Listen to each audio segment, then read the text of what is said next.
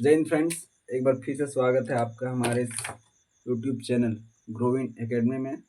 और आज से हम एक नया लेसन स्टार्ट कर रहे हैं और वो है एनसीईआरटी का हिस्ट्री। और वो भी एनसीईआरटी के हिस्ट्री में हम क्लास 6 के एनसीईआरटी से लेकर के चल रहे हैं, जिसमें से हमारा पहला चैप्टर है क्या, कब, कहाँ और कैसे। देखिए, क्लास 6 के बच्चे जो है अभी अभी उसका थोड़ा समझने और सोचने की क्षमता थोड़ा डेवलप हुआ होगा। तो कोशिश हम ये करेंगे कि इस चैप्टर को जितना आसान हो सके उतने आसान तरीके से बताएं। और जो शब्दों का चयन है वो हम साधारण साधारण शब्दों का चयन करेंगे। जितना लो स्तर से हो सकता है हम उतना लो स्तर से बताने का प्रयास करेंगे। तो इस चैप्टर का सबसे मेन 4 बात है यहाँ पर: क्या, कब, कहाँ और कैसे। ठीक है, ये चारों का संबंध इस चैप्टर में है जिज्ञासा से।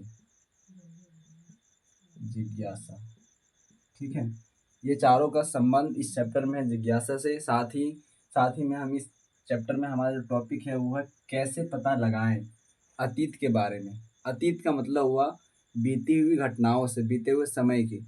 तो अतीत का मतलब क्या हुआ? बीते हुए समय की। तो बीते हुए समय की हम कैसे पता लगाएं, या फिर बीते हुए काल की पता कैसे लगाएं कि उस काल में क्या क्या घटनाएं हुई। बहुत सारी चीज़ें हैं, तो उन सब चीज़ों की पता हम कैसे लगाएं। फिर दूसरा है अतीत के बारे में हम क्या जान सकते हैं। जो काल बीत गया, जो समय बीत गया, प्राचीन काल के बारे में क्या हम जान सकते हैं। लोग कहाँ रहते थे, प्राचीन काल में लोग रहते कहाँ थे, उस समय देश का नाम क्या था, हमारे देश का नाम कैसे कैसे पड़ा। अतीत के बारे में और क्या क्या जान सकते हैं, ये तो हो ही गया। तो मेन हमारा यहाँ पर 4 पॉइंट है, और फिर आगे कुछ पॉइंट आएगा तो वो भी देखेंगे। तो शुरू करते हैं।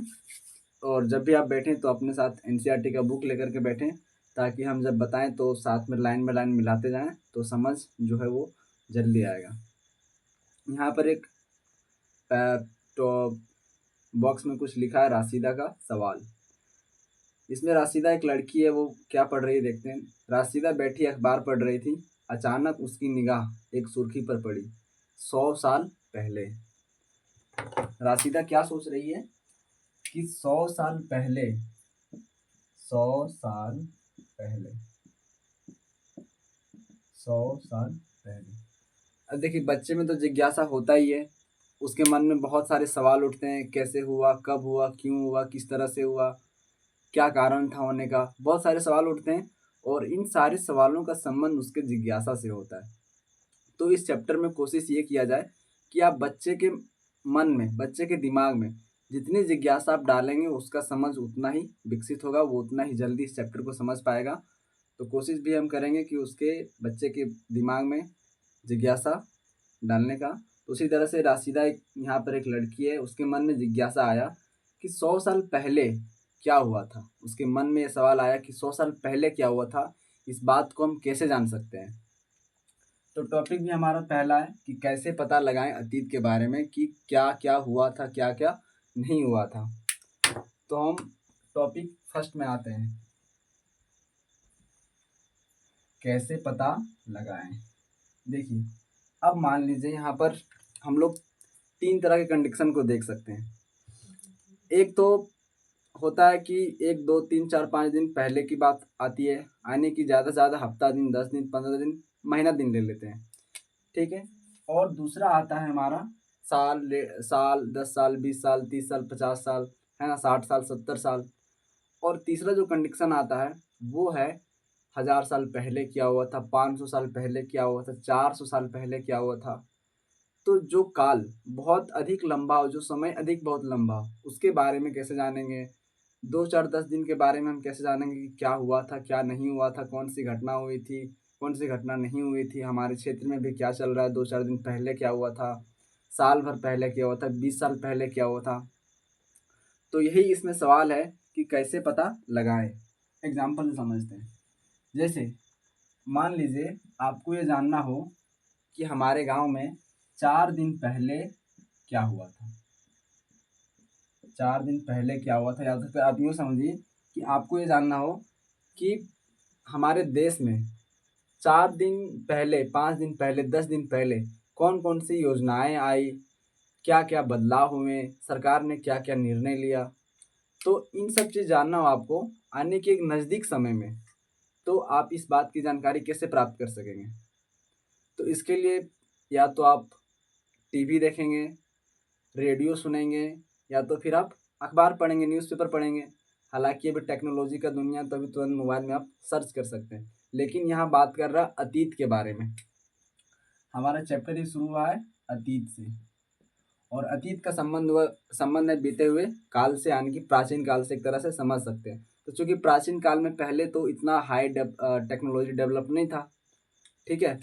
तो हम यहाँ पर बात कर रहे हैं प्राचीन काल में कि कैसे पता लगाएं कि 4 दिन पहले क्या हुआ था।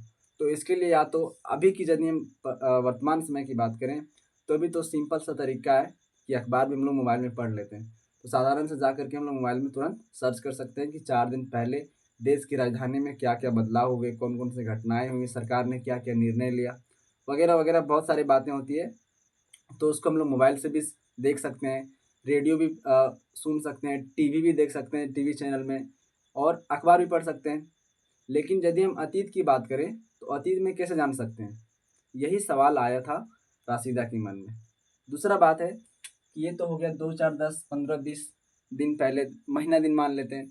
लेकिन आपको जानना हो कि 1 साल पहले क्या हुआ था, 10 साल पहले, 20 साल पहले, 50 साल पहले क्या हुआ था। इस बात की जानकारी आप कैसे प्राप्त कर सकते हैं, ठीक है। तो यहाँ पर क्या बोल रहा है, यह जानने के लिए आपको सबसे पहले एक ऐसे व्यक्ति को चुनना पड़ेगा, ढूंढना पड़ेगा जो उस टाइम प्रेजेंट हो। जैसे मान लीजिए हमारे मन में जिज्ञासा उत्पन्न हुई, या फिर किसी के बच्चे के मन में जिज्ञासा उत्पन्न हुई कि 50 साल पहले क्या हुआ था।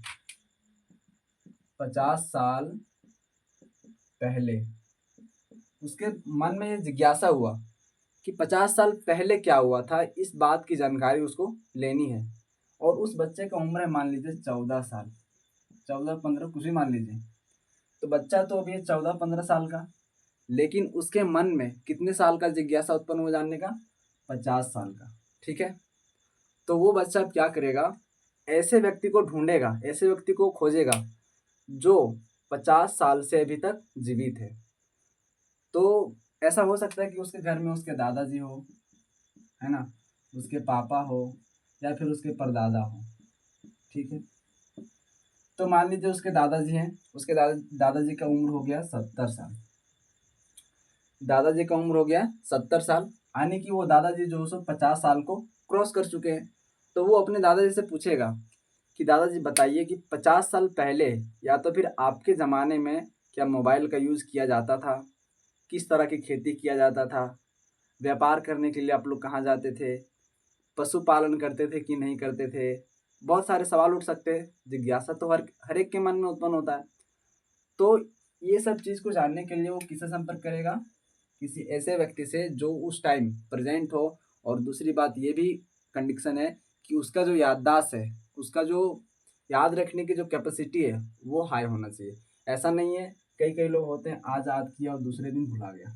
लेकिन पहले के जो लोग थे 50 साल, 20 साल, 30 साल, अब मान लीजिए हम लोग से पूछा जाए और आने वाली पीढ़ी में यदि पूछे कि आप लोग के समय में मोबाइल में रिचार्ज कितना होता था, मोबाइल का रेट कितना था, तो जाहिर सी बात है कि हम लोग जब इस प्रक्रियाओं से गुजर चुके होंगे तो हम लोग को तो याद रहेगा ही। तो उसी तरह से राशिदा ने मान लीजिए पूछा अपने दादाजी से जिसका उम्र था 70 साल, और राशिदा के मन में जिज्ञासा उत्पन्न हुआ कितने साल जानने की, 50 साल। तो उसके दादाजी बता सकते हैं। लेकिन अब सवाल यहाँ पर तीसरा आता है कि 1000 साल पहले क्या हुआ था, 500 साल पहले क्या हुआ था, 200 साल पहले क्या हुआ था। तब इस कंडीशन में ना तो हमारे घर के सदस्य कोई 1000 साल जीवित रहे हैं, ना तो 500 साल जीवित रहे हैं, ना तो 2 साल, है ना। हमारे घर में क्या, किसी के भी घर में। तो अब इस बात का पता कैसे लगाया जाए कि 1000 साल पहले देश में क्या हुआ था। 1000 साल पहले, या तो फिर एक तरह से कह सकते हैं बहुत साल पहले, बहुत साल पहले हमको जानना हो कि बहुत साल पहले का जो हमारा भारत देश था वो कैसा था। क्या अभी भी जिस तरह है उसी तरह से था, या तो फिर एक एकता में अनेकता था, ठीक है, अखंड भारत था, किस प्रकार से था। तो हमको बहुत साल पहले के बारे में जाननी हो तो हम कैसे जानेंगे? क्या अपने दादाजी से पूछेंगे, अपने पापा से पूछेंगे? नहीं पूछेंगे। क्यों? क्योंकि वो ना तो 1000 साल तक जीवित रहे हैं, ना तो उसका उम्र 1000 साल तक हुआ है। तो ये तो जानना संभव नहीं है अपने घर के परिवारों से या फिर किसी के भी लोगों से। ठीक है, तो अब हमारा सवाल जो बनता है वो यहीं से बनता है, और इस टॉपिक को पढ़ने से हमारा एक ही निष्कर्ष निकलता है, स्रोत के बारे में। किसके बारे में? स्रोत के बारे में। यानी कि इतिहास को जानने के स्रोत, इतिहास की घटनाओं को हम लोग कौन कौन सा स्रोत है, हम लोग के पास कौन कौन सा स्रोत है, या फिर कौन कौन से ऐसे स्रोत है जिसके माध्यम से हम इतिहास की बीती घटनाओं के बारे में जानकारी प्राप्त कर सकें। तो इससे हमारा एक ही निष्कर्ष निकलता है स्रोत के बारे में, कि हम इतिहास की घटनाओं को समझने में, जानने में हमारा कौन कौन सा स्रोत है, इतिहास का कौन कौन सा स्रोत है जो हमें उस घटनाओं को समझाने में और समझने में और बताने में मदद करे। ठीक है, तो ये था हमारा पहला टॉपिक। अब फिर दूसरा टॉपिक हमारा है कि अतीत के बारे में आप क्या जान सकते हैं। इसमें सिंपल सी बात है, अतीत के बारे में आप या फिर हम क्या जान सकते हैं। तो इसमें हम ये भी जान सकते हैं कि पहले के जो लोग थे, अतीत के जो लोग थे, वो क्या अपना किस तरह का कपड़ा पहनते थे, किस तरह का भोजन करते थे, कहाँ पर रहते थे। ठीक है, क्या वे लोग पशु को पालते थे कि नहीं पालते थे, खेती वगैरह करते थे कि नहीं करते थे, क्या गाना वगैरह भी गाते थे, कलाकार भी थे, यानी कि शिल्पकार जो होता है, बुनाई वगैरह का जो काम होता है, वो सब भी करते थे कि नहीं करते थे। यानी कि ओवरऑल हम लोग कह सकते हैं कि उसके सामाजिक, उसके राजनीतिक, उसके सांस्कृतिक, धार्मिक और आर्थिक गतिविधियों की जानकारी प्राप्त कर सकते हैं। लेकिन ये जो शब्द है, सामाजिक, आर्थिक, राजनीतिक, धार्मिक, सांस्कृतिक, ये शब्द यदि आप 6 क्लास के बच्चों को बताएंगे तो वो सोचेगा क्या क्या बता रहा है, कुछ समझ में ही नहीं आएगा। तो लेकिन यदि आप उसको एक आसान भाषा में, घरेलू भाषा में, उसके बोलचाल की भाषा में बताएं तो हो सकता है वो समझ जाए। तो सांस्कृतिक कहने के बजाय आप ये कहें कि क्या उस टाइम के लोग डांस वगैरह भी करते थे कि नहीं करते थे, गाना गाते थे कि नहीं गाते थे, यदि डांस करते थे तो किस प्रकार के डांस करते थे। ठीक है, और व्यापारिक कहने से आप बेहतर है कि आप उसको ये कहिए कि क्या वे लोग कृषि वगैरह करते थे कि नहीं करते थे, व्यापार वगैरह करते थे कि नहीं करते थे, बाजार जाते थे कि नहीं जाते थे, यदि जाते भी थे तो कितने दूर बाजार जाते थे, कौन सा स्थान था जहाँ पर बाजार जाते थे। तरह तरह की बातें बच्चे के मन में उत्पन्न होती रहती है, जिज्ञासा होती रहती है जानने की। तो आप लोग कोशिश कीजिएगा इस छोटे से जो पैराग्राफ है इसको पढ़ने का, लाइन बाय लाइन साथ में बुक रखें।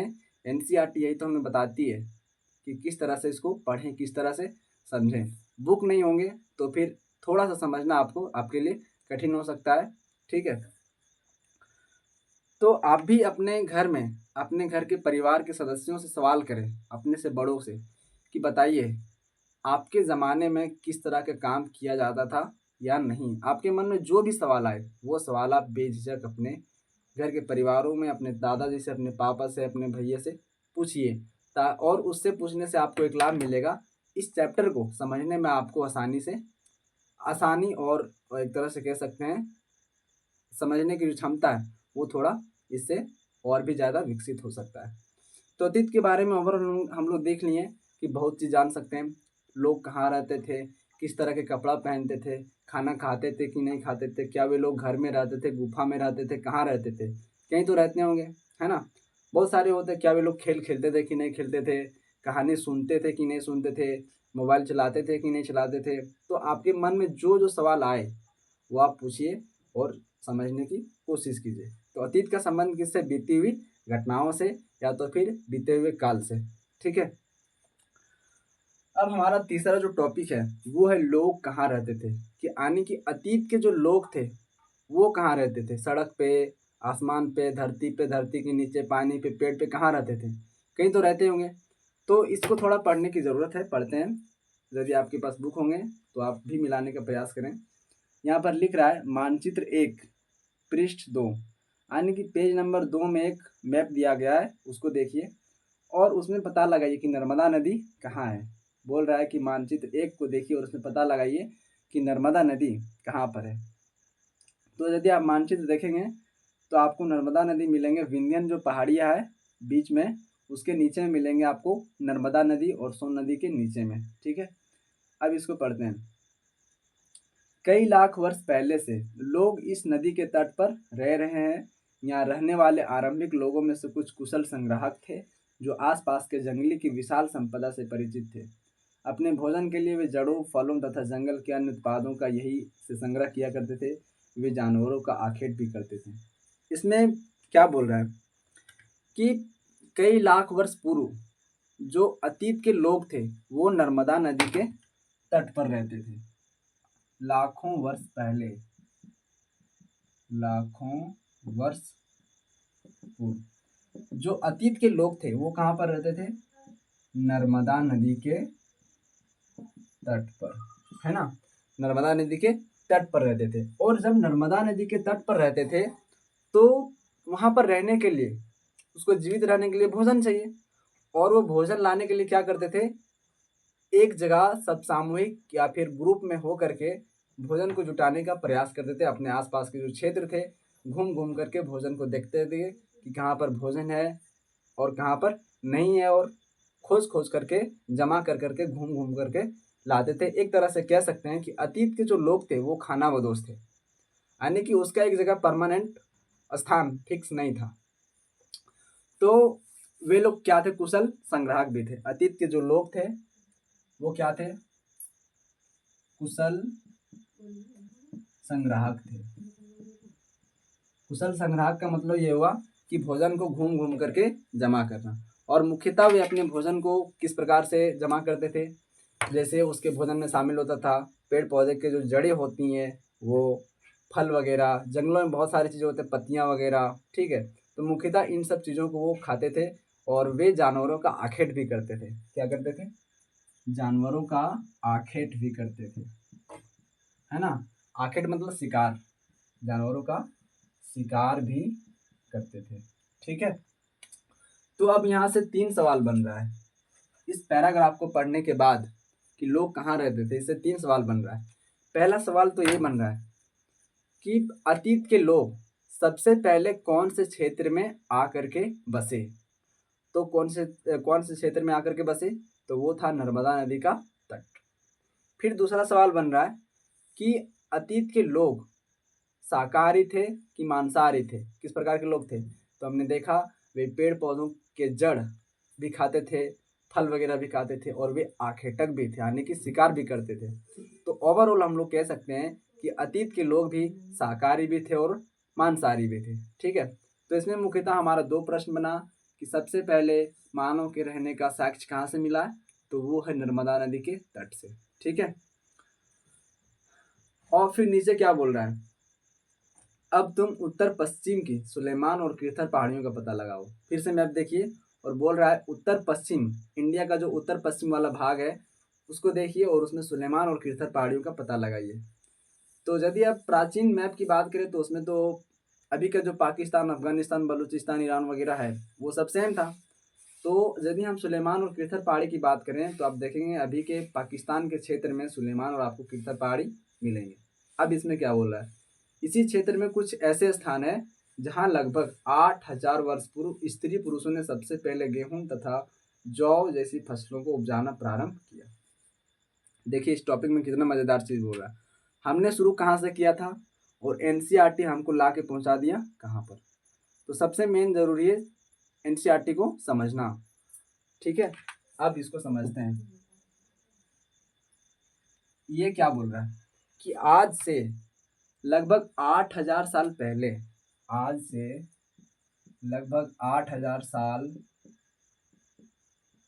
पूर्व, आज से लगभग 8,000 साल पूर्व जो सुलेमान और किरथर की पहाड़ी है वहां से गेहूं और जौ, गेहूं और जौ फसल का पहला साक्ष्य मिला। सवाल यहाँ पर बनता है कि गेहूं या फिर एक तरह से कह सकते हैं कि कृषि का पहला साक्ष्य कहाँ से मिला। तो हम लोग इसका आंसर बना सकते हैं कि सुलेमान और किरथर पहाड़ियों के आसपास के क्षेत्रों से। और कितने वर्ष पहले? तो 8,000 साल पहले। और कौन से ये फसल मिले, तो वो था गेहूं और जौ का। ठीक है। उन्होंने भेड़ बकरी और गाय बैल पशुओं को पालतू बनाना शुरू किया और ये लोग गांव में रहते थे। फिर क्या बोल रहे हैं कि कृषि के साथ साथ ये लोग जो थे ये पालतू भी बन गए। क्या बन गए? पालतू। पालतू कहने का मतलब ये हुआ ये पशु को भी पालने लगे, पशु को भी पालने लगे। कितने साल पहले की बात कर रहा है? 8,000 साल पहले की बात कर रहा है कि आज से 8,000 साल पहले अतीत के जो लोग थे, प्रारंभिक जो मानव थे, उन्होंने पशु को भी पालने के लिए शुरू कर दिया था। और कृषि का पहला साक्ष्य मिलता है कहाँ से हमको? सुलेमान और किरथर पहाड़ियों के आसपास के क्षेत्रों से। ठीक है। और मुख्यतः इसमें बात आया है कि यहाँ के जो लोग थे वो कहाँ रहते थे? गाँवों में रहते थे। अब क्या बोल रहा है फिर? उत्तर पूर्व में गारो तथा मध्य भारत में विंध्य पहाड़ियों का पता लगाओ। फिर बोल रहा है कि उत्तर पूर्व में आप देखिए गारो पहाड़ियां हैं मेघालय वगैरह के क्षेत्र में, और मध्य भारत में विंध्य पहाड़ियों का पता लगाइए। विंध्य पहाड़ी आपको फिर मिलेंगे नर्मदा नदी के ऊपर में और सोन नदी के नीचे में। यहाँ पर क्या बोल रहा है? ये कुछ अन्य ऐसे क्षेत्र थे जहाँ कृषि का विकास हुआ, जहाँ सबसे पहले चावल उपजाया गया, वे स्थान विंध्य के उत्तर में स्थित थे। अब फिर इसमें सवाल बन रहा है कि चावल का सबसे पहला साक्ष्य, चावल का सबसे पहला साक्ष्य कहाँ से मिला? तो वो है हमारा विंध्य के उत्तर में। विंध्य के उत्तर में क्या हो सकता है? यूपी हो सकता है, या तो फिर हो सकता है एमपी हो सकता है ना। तो वहाँ से हम लोगों को चावल का सबसे पहला साक्ष्य मिलता है। फिर है मानचित्र पर सिंधु तथा इसकी सहायक नदियों का पता लगाने का प्रयास कीजिए। फिर मानचित्र में देखिए आप सिंधु नदी फिर मिलेंगे आपको पाकिस्तान के साइड में, राजस्थान के जो डेजर्ट एरिया है, या तो फिर एक तरह से कह सकते हैं पाकिस्तान में सिंधु नदी मिलेंगे। और उसकी सहायक नदियों का पता लगाने का प्रयास कीजिए। सहायक नदी क्या होता है? सहायक नदी जो किसी बड़ी नदी में जाकर के मिल जाता है उसी को कहते हैं सहायक नदी। इसमें क्या बोल रहा है? लगभग आज से 4700 वर्ष पूर्व यानी कि 4700 वर्ष पहले इन्हीं नदियों के किनारे कुछ आरंभिक नगर फूले फले। क्या बोल रहा है कि आज से लगभग 4700 वर्ष, आज से लगभग 4700 वर्ष पूर्व जो सिंधु नदी है, जो सिंधु नदी है वहां पर नगरों का निर्माण धीरे धीरे होने लगा, नगरों का निर्माण धीरे धीरे होने लगा। अब यहाँ पर एनसीईआरटी सवाल उठाता है। सवाल क्या उठाता है कि प्रथम नगरीय क्रांति कब हुई? प्रथम नगरीय क्रांति कब हुई? तो प्रथम नगरीय क्रांति कब हुई? 4700 ईस्वी पूर्व से जो सिंधु नदी है और सिंधु नदी के तट में नगरों का विकास होने लगा। और ये जो टॉपिक है, ये जो पोर्शन है, हमको किस ओर ले जा रहा है? सिंधु नदी की सिंधु सभ्यता, सिंधु सभ्यता, सिंधु सभ्यता की ओर ये जो टॉपिक है हमको ले जा रहा है कि सिंधु सभ्यता जो था वो पहला प्रथम नगरीय क्रांति सभ्यता थी जहां पर नगरों का पहला विकास हुआ। सिंधु सभ्यता कौन सी नदी किनारे था? तो सिंधु नदी के किनारे था। तो सवाल यहाँ पर 3 बनता है कि भारत में सबसे प्रथम नगरीय क्रांति कब शुरू हुआ? तो वो था 4700 ईस्वी पूर्व में। कौन से क्षेत्र में हुआ? तो सिंधु नदी के आसपास के क्षेत्रों में हुआ। तो ये जो टॉपिक है ये हमको किस ओर ले जा रहा है? तो ये हमको ले जा रहा है सिंधु सभ्यता की ओर, कि सिंधु सभ्यता जो था वो भारत का प्रथम नगरीय सभ्यता था। ठीक है। फिर इसी में बोल रहा है गंगा व इसकी सहायक नदियों के किनारे तथा समुद्र तटवर्ती इलाकों में नगरों का विकास लगभग 2500 वर्ष पूर्व हुआ। अब बोल रहा है कि गंगा नदी और उसकी सहायक नदी जो था उसके किनारे में दूसरी नगरीय क्रांति हुई। और दूसरी नगरीय क्रांति कब हुई? तो 2500 वर्ष पूर्व हुआ। तो पहला नगरीय क्रांति हमारा कब हो गया? 4700 ईस्वी पर 4700 ईस्वी पूर्व हो गया पहला नगरीय क्रांति। तो पहला नगरीय क्रांति कब हुआ? 4700 ईस्वी पूर्व हुआ, है ना। अब ये ईस्वी पूर्व और ईस्वी बाद क्या होता है इसको हम कोई अगले वीडियो में बताएंगे। और ये जो पहला नगरीय क्रांति हुआ ये सिंधु नदी के आसपास के क्षेत्रों में हुआ। और यदि सिंधु नदी की बात करें तो हम समझ सकते हैं कि सिंधु सभ्यता की ये बात कर रहा है। सिंधु सभ्यता, सिंधु सभ्यता जो था वो प्रथम नगरीय क्रांति माना जाता है। यहीं पर यहीं से भारत में नगरों का विकास होना आरंभ हो गया। फिर दूसरा नगरीय क्रांति कब आरंभ हुआ? दूसरा नगरीय क्रांति कब प्रारंभ हुआ? तो ये प्रारंभ हुआ 2500 ईस्वी पूर्व, 2500 वर्ष पहले। और ये किस नदी के किनारे? गंगा और उसकी सहायक नदी। आप पता लगाइए कि गंगा और उसकी सहायक नदी कौन कौन से हैं। तो गंगा और उसकी सहायक नदियों के किनारे दूसरा नगरीय क्रांति हुआ और सिंधु नदी के किनारे पहला नगरीय क्रांति हुआ। अब फिर इसके नीचे पढ़ते हैं क्या है।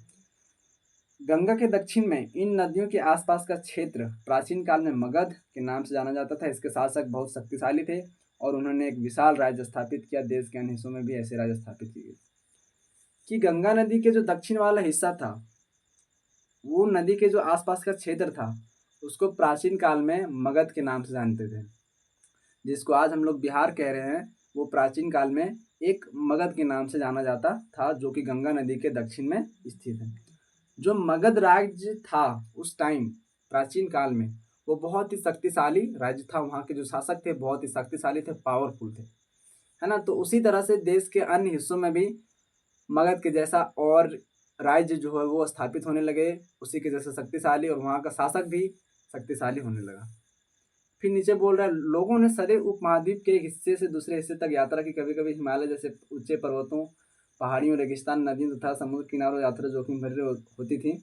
फिर भी यात्रा उनके लिए असंभव नहीं था। अतः लोग कभी काम की तलाश में तो कभी प्राकृतिक आपदाओं के कारण एक दूसरे स्थान जाया करते थे। देखिए अब इसमें क्या बोल रहा है। इसमें बोल रहा है कि प्राचीन काल में भी लोग एक देश से दूसरे देश की ओर जाते थे, यात्रा करते थे। कभी यहाँ से वहाँ, कभी वहाँ से वहाँ, ऐसे वो यात्रा करते रहते थे। लेकिन यदि वो भारत के संदर्भ में बात करें, एनसीईआरटी तो बात कर रहे हैं भारत के संदर्भ में भी, कि भारत में तो हमारा ऊंचा ऊंचा पहाड़ी है, हिमालय है वगैरह है, बहुत सारे रेगिस्तान वगैरह भी है, नदी वगैरह भी है। लेकिन इतने कठिन रास्ते होने के बावजूद भी लोगों ने हमारे देश की यात्राएं की, बिल्कुल किया। तो इतना कठिन रास्ता होने के बाद भी जब यात्रा किया तो ये यात्रा उनके लिए संभव नहीं था, लेकिन फिर भी उन्होंने संभव को असंभव बनाया। तो प्राचीन काल में जो यात्रा था, वो यात्रा करने के लिए लोग आते क्यों थे, है ना।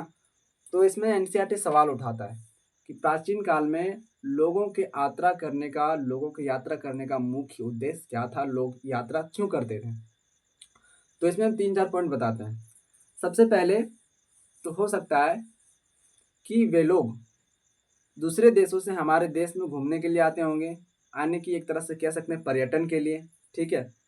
दूसरा हो सकता है प्राकृतिक आपदाओं से बचने के लिए। मान लीजिए आज इस जगह में बाढ़ आ गया या फिर कोई ऐसी घटना आ गया जिस कारण से इस पूरे क्षेत्र में तबाही का माहौल बना हुआ है, लग रहा है कि नहीं ये क्षेत्र अब जो सो वो बर्बाद हो जाएगा, तो लोग यहाँ से उठ करके फिर दूसरे जगह पर जा करके बस जाते हैं, है ना। तो हो सकता है प्राकृतिक आपदाओं के कारण या तो वहाँ पर बाढ़ आया हो, या तो फिर वहाँ की जलवायु में कोई परिवर्तन हुआ हो, कोई महामारी आया हो, तो जिस कारण से लोग अपने क्षेत्र को छोड़ करके फिर दूसरे क्षेत्र में चले जाएंगे। 2 पॉइंट हो गया। तीसरा पॉइंट हो सकता है युद्ध के लिए आने की। प्राचीन काल में तो अक्सर यह देखा जाता है कि जो राजा लोग थे वो अपने अपने क्षेत्र को बढ़ाने के लिए अक्सर दूसरे राज्यों से, दूसरे क्षेत्रों से लड़ाई करते रहते थे, ताकि हमारा क्षेत्र का जो वो है और अधिक विकास हो सके और हमारा जो क्षेत्र है वो अधिक समृद्धशाली और शक्तिशाली हो सके। तो तीसरा हो सकता है कि विजय हासिल करने के लिए। और 4 नंबर हो सकता है व्यापार करने के लिए, है ना। व्यापार करने के लिए भी तो लोग एक जगह से दूसरी जगह जाते हैं। बहुत सारे पॉइंट बन सकते हैं। इसके अलावा शिक्षा के लिए, प्राचीन काल में तो हमारे भारत में बहुत ऐसे यूनिवर्सिटी थे, जैसे नालंदा यूनिवर्सिटी, बहुत सारे यूनिवर्सिटी थे। तो उस टाइम हमारा जो देश था वो विश्व गुरु कहा जाता था। तो लोग विदेशों से पढ़ने के लिए आते थे हमारे देशों में, शिक्षा के लिए हो गया, धर्म प्रचार करने के लिए। जिस तरह से आज भारत के धर्म विदेशों में भी एकदम प्रख्यात है, उसी तरह से दूसरे देश के भी लोग अपने धर्म का प्रचार करने के लिए दूसरे हमारे देश में आए होंगे। तरह तरह की बातें हो सकती है। तो इसमें मेन 3-4-5 पॉइंट हो सकते हैं कि लोग जो है सो व्यापार करने के लिए आए होंगे, प्राकृतिक आपदाओं से बचने के लिए आए होंगे, और विजय हासिल करने के लिए आए होंगे, शिक्षा के लिए आए होंगे, बहुत सारी बातें हैं, तो इसको आप लिख सकते हैं। फिर है नीचे, आज लोग यात्राएं क्यों करते हैं। आज भी लोग आप देखते होंगे यात्राएं करते हैं, तो यात्रा क्यों करते हैं, तो ये सब पॉइंट है। घूमने के लिए आजकल लोग चले जाते हैं, पढ़ने के लिए विदेश चले जाते हैं, इलाज के लिए लोग एक जगह से दूसरी जगह चले जाते हैं। जब यहाँ की मेडिकल स्थिति अब ठीक नहीं रहती है, जब उसको लगता है कि नहीं यहाँ पर हमारा जो इलाज है वो ठीक नहीं हो रहा है, तो यहाँ से लोग दूसरी जगह पर चले जाते हैं। ठीक है, अब आता है देश के नाम, कि हमारा देश का नाम क्या है और हमारा जो देश का नाम है वो किस किस किस प्रकार से पड़ा। ये जो नाम है, ये नाम किसने किसने भारत को दिया। अपने देश के लिए हम प्राय इंडिया तथा भारत जैसे नामों का प्रयोग करते हैं, बिल्कुल करते हैं। इंडिया करते हैं या तो फिर पराया, है ना, भारत। इंडिया शब्द इंडस से निकला, जिसे संस्कृत में सिंधु कहा जाता है। इंडिया शब्द किससे निकला है, इंडस से निकला है, जो कहाँ पर संस्कृत में क्या कहा जाता है, सिंधु कहा जाता है। इंडस जो है उसको संस्कृत में क्या कहा जाता है, सिंधु, इसीलिए धीरे धीरे इंडस को कहने लगा इंडिया। ठीक है, लगभग 2500 वर्ष पूर्व उत्तर पश्चिम की ओर से आने वाले ईरानियों और यूनानियों ने सिंधु को हिंदोस अथवा हिंदोस और इस नदी के पूर्व में स्थित भूमि प्रदेश को इंडिया कहा।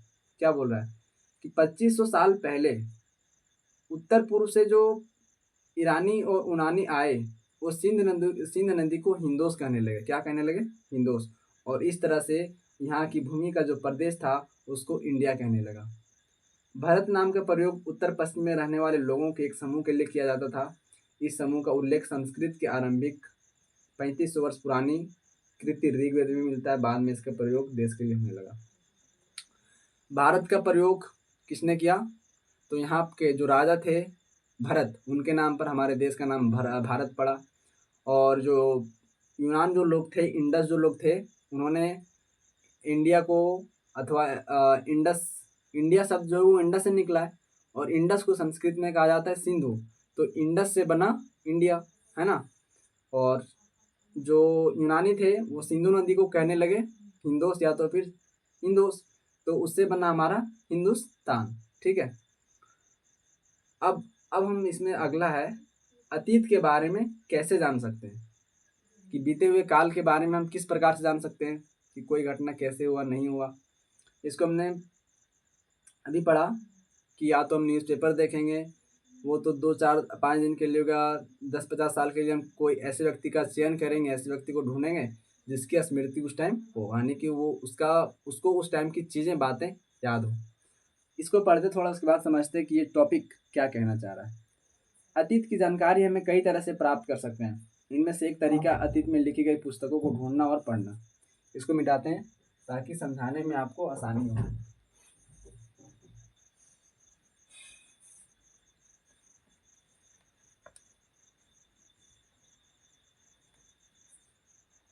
क्या बोल रहे हैं इसमें, कि अतीत की जानकारी हम कई तरह से प्राप्त कर सकते हैं। इनमें से एक तरीका अतीत में लिखी गई पुस्तकों को ढूंढना और पढ़ना, यानी कि इतिहास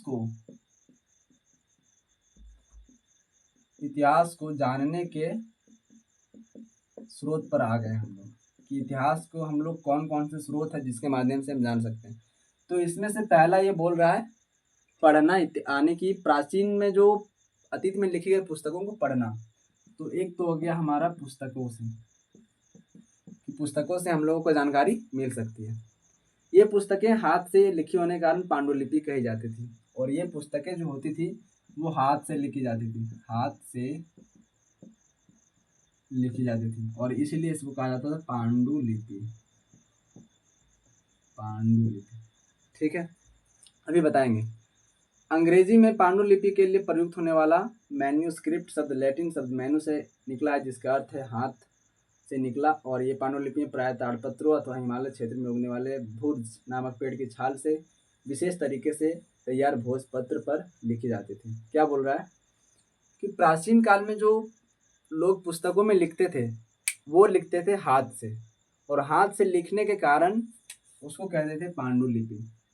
ठीक है, और ये जो लिखते थे ये कैसी पुस्तकों में लिखते थे, तो या तो वो रहता था ताड़ का पत्र, या तो फिर क्या बता रहा है इसमें, भोजपत्र, है ना, भूज पत्र। तो लिखते किस पर थे, या तो ताड़ के पत्र पर या तो फिर भूज के पत्र पर। हाथ से लिखते थे इसीलिए कहा जाता था उसको पांडुलिपि। इतने वर्षों में से इनमें से कई पांडुलिपियां को कीड़े ने खा लिया तथा कुछ नष्ट कर दी गई, फिर भी ऐसी पांडुलिपियां आज भी उपलब्ध है। प्रायः पांडुलिपियां मंदिरों और विहारों में प्राप्त होती। इन पुस्तकों में धार्मिक मान्यताओं व व्यवहारों, राजाओं के जीवन, औषधियों तथा विज्ञान आदि सभी प्रकार के विषय की चर्चा मिलती है। इनके अतिरिक्त हमारे यहाँ महाकाव्य, कविताएं तथा नाटक भी है। इनमें से कई संस्कृत में लिखे हुए मिलते हैं, जब अन्य प्राकृतिक और तमिल में प्राकृतिक भाषा का प्रयोग आम लोग करते थे। अब इसमें क्या बोल रहा है, इसके आगे का जो है उसमें ये क्या बताना चाह रहा है, इसमें बताना चाह रहा है कि इतिहास को जानने का स्रोत, इतिहास को हम लोग किस तरह से समझ सकते हैं। तो एक तो हमारा हो सकता है साहित्यिक स्रोत, साहित्यिक स्रोत, और दूसरा हो सकता है पुरातात्विक स्रोत, पुरातात्विक स्रोत। बेसिक अभी यहीं से स्टार्ट होगा, इसलिए ध्यान से समझिएगा, बकाना नहीं है। तो पहला साहित्यिक स्रोत और दूसरा है पुरातात्विक स्रोत। साहित्यिक स्रोत में हम लोग मुख्यतः किताबों को, पुस्तकों को शामिल करते हैं जो मुख्यतः हाथ से लिखे होते थे। तो समझने के लिए हम इसमें लिख देते हैं किताब या तो फिर पुस्तक, जो किससे लिखे होते थे, हाथों से लिखे होते थे। और पुरातात्विक स्रोत वे होते हैं जो धरती की खुदाई करने के बाद मिलता था, उसी को कहते थे पुरातात्विक स्रोत। इसको पढ़ते हैं उसके बाद फिर समझ में आएगा, देखते हैं क्या कह रहा है।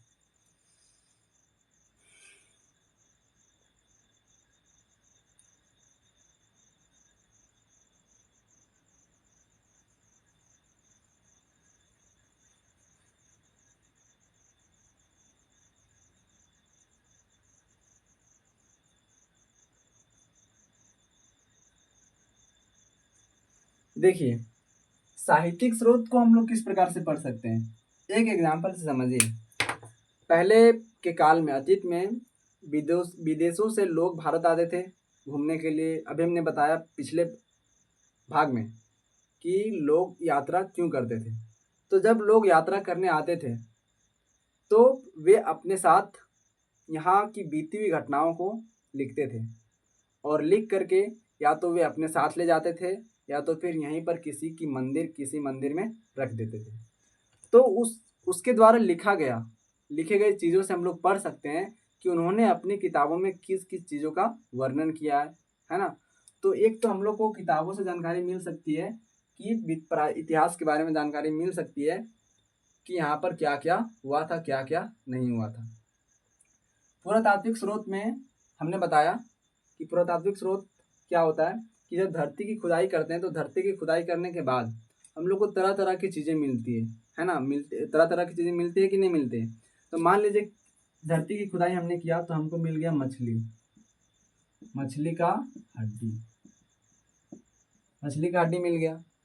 तो इससे हम लोग पता कर सकते हैं कि नहीं, यहाँ के जो लोग थे वो मछली को खाते थे या तो फिर मछली का पालन भी करते थे, है ना। मान लीजिए मिल गया गहना, मिल गया गहना पहनने वाला। तो जब गहना मिल गया तो हम समझ सकते हैं कि यहाँ के जो लोग थे वो आभूषणों के शौकीन थे, कि वो सोने चांदी के गहने को भी पहनते थे, ठीक है। इसी तरह से मान लीजिए मिल गया यहाँ पर बर्तन मिल गया, हथियार मिल गया, औजार मिल गया। हथियार औजार जब मिल गया तो एक तरह से कह सकते हैं कि यहाँ के जो लोग थे वो अपने आप को बचाने के लिए हथियारों और औजारों का तरह तरह का प्रयोग करते होंगे। या तो फिर अभी हमने पिछले में बताया कि अतीत के जो लोग थे वो आखेटक भी करते थे, यानी कि शिकार भी करते थे। तो शिकार करने के लिए वो हथियारों का प्रयोग करेंगे। अब कोई भालू को मारना तो हाथ से थोड़ी ना मार पाएंगे, तो उसके लिए कोई हथियार चाहिए। तो या तो वो किसी औजार का प्रयोग करेंगे या तो फिर पत्थर वगैरह का प्रयोग करेंगे, तभी वो संभव है। तो यदि हथियार या औजार वगैरह मिलता है तो हम उसे समझ सकते हैं कि वे लोग शिकार करने के लिए हथियार या फिर औजारों का प्रयोग करते थे, या फिर अपने बचाव के लिए भी हथियार या औजारों का प्रयोग करते थे। इससे जानने में मदद मिलती है कि अतीत में लोग क्या खाते थे। वनस्पतियों के अवशेष बहुत मुश्किल से बच पाते हैं। अब चूंकि पेड़ पौधे के जो अवशेष हैं वो बहुत ही मुश्किल से मिल पाते हैं। क्यों? क्योंकि पेड़ पौधे के जो अवशेष हैं, पत्ता जड़ वगैरह, वो तो धरती में विलीन हो जाएगी, धरती में सड़ जाएगी, तो वो तो मिलेगी नहीं। यदि अन्न के दाने अथवा लकड़ी के टुकड़े जल जाते तो वे जले हुए रूप में बचे रहते हैं। पांडुलिपियां अभिलेखों तथा पुरातत्व से ज्ञात जानकारियों के लिए इतिहासकार प्रायः स्रोत शब्द का प्रयोग करते हैं। इतिहासकार उन्हें कहते हैं जो अतीत का अध्ययन करते हैं। इतिहासकार किसे कहते हैं? अब यहाँ पर एक सवाल आता है इतिहासकार कि इतिहासकार किसे कहते हैं? इतिहासकार उसे कहते हैं जो अतीत का अध्ययन करता है, अतीत की जानकारी रखता है, अतीत का अध्ययन करने वाला, अतीत का अध्ययन करने वाला। जैसे मान लीजिए डॉक्टर, अब कोई आपसे पूछे कि डॉक्टर किसे कहते हैं, तो जो इलाज करता है उसको कहते हैं डॉक्टर। उसी तरह से इतिहासकार क्या था? जो इतिहास के बारे में जानकारी रखता हो उसी को कहते हैं इतिहासकार।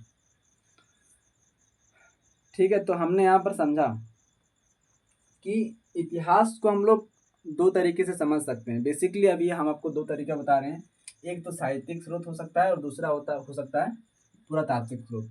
साहित्यिक स्रोत में हम लोग मुख्यतः किताब या तो फिर हाथ से लिखे गए चीज़ों का प्रयोग या फिर चीज़ों को देख सकते हैं जो कभी कोई लोग हमारे देश में या फिर दूसरे देश में बसने, घूमने या फिर किसी अन्य कारणों से गए तो वहाँ की घटनाओं को, अपने साथ बीती हुई घटनाओं को लिखे और लिख करके या तो वहीं पर किसी मंदिर में या फिर किसी जगह में ऐसे जगह हम रख दिए जो बाद में फिर मिल गया।